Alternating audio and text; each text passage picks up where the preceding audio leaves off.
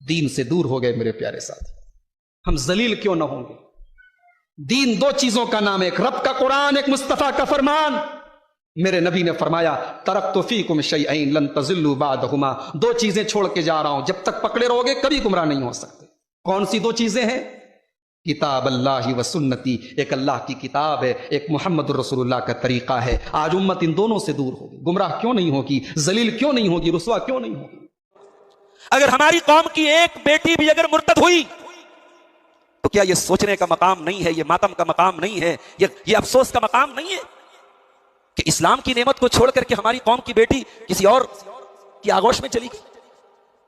ارے اسلام تو وہ نعمت ہے کہ نبیوں نے اپنی اولادوں کے لیے دعائیں کی کہ اللہ جیسے تو نے ہمیں ایمان سے نوازا ہے ہمارے بچوں کو بھی ایمان سے نوازا. ابراہیم علیہ السلام اللہ کی بارگاہ میں دعا کرتے ہیں وَإِذْ قَالَ إِبْرَاهِيمُ رَبِّ اجْعَلْ هَٰذَا الْبَلَدَ آمِنًا وَاجْنُبْنِي وَبَنِيَّ أَن نَّعْبُدَ الْأَصْنَامَ. پروردگار جس طریقے سے تو نے مجھے توحید کی نعمت سے نوازا ہے، میرے بچوں کو بھی تو بت پرستی سے بچانا، میرے بچوں کو بھی توحید پر قائم رکھنا، میرے بچوں کو تو شرک سے بچانا.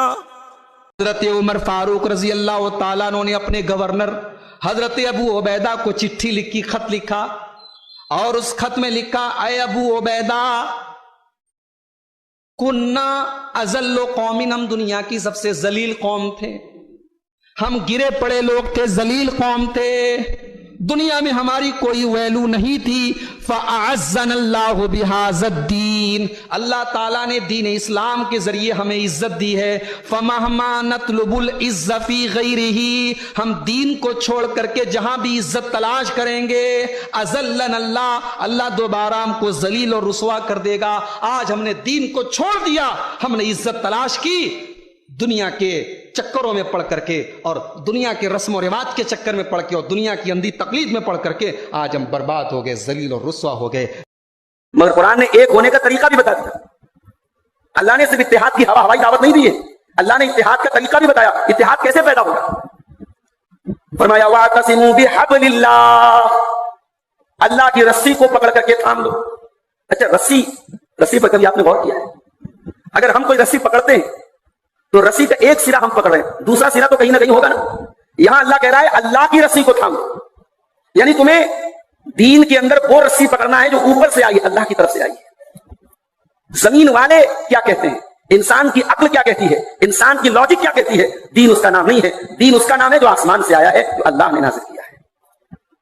دین نام ہے قرآن اور حدیث کا، دین نام ہے قال اللہ اور قال رسول کا.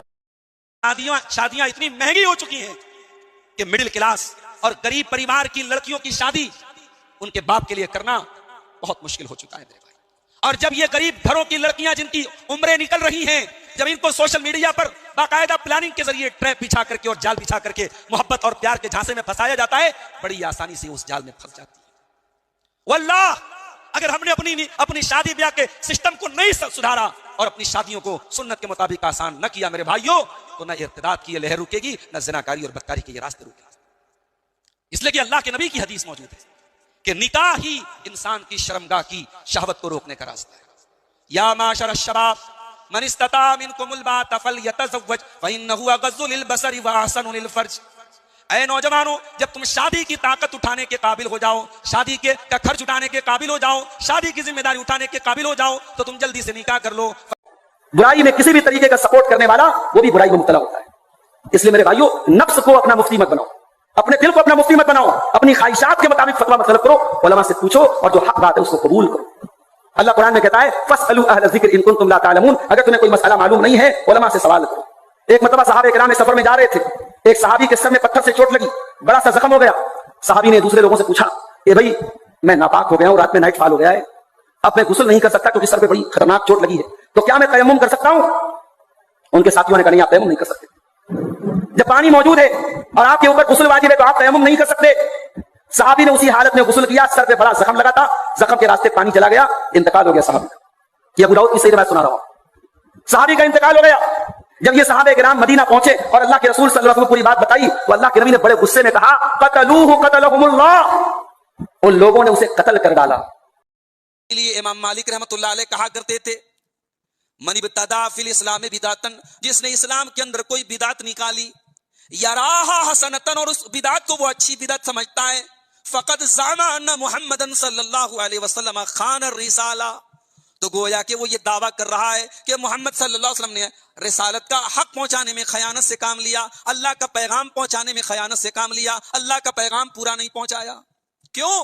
लिअन्नल्लाह यक़ूल, इसलिए कि अल्लाह ताला अपने नबी के ऊपर ये आयत नाजिल कर चुका है, अल यौमा अकमलतु लकुम दीनकुम, कि ऐ नबी आज मैंने तुम्हारे लिए तुम्हारे दीन को मुकम्मल कर दिया। फमा लम यकुन यौमइज़िन दीनन फला यकूनुल यौम दीना। कितनी साफ सुथरी बात कर रहे हैं इमाम मालिक, कह रहे जो चीज उस दिन दीन में नहीं शामिल थी वो आज भी और कयामत तक वो चीज दीन में शामिल नहीं हो सकती।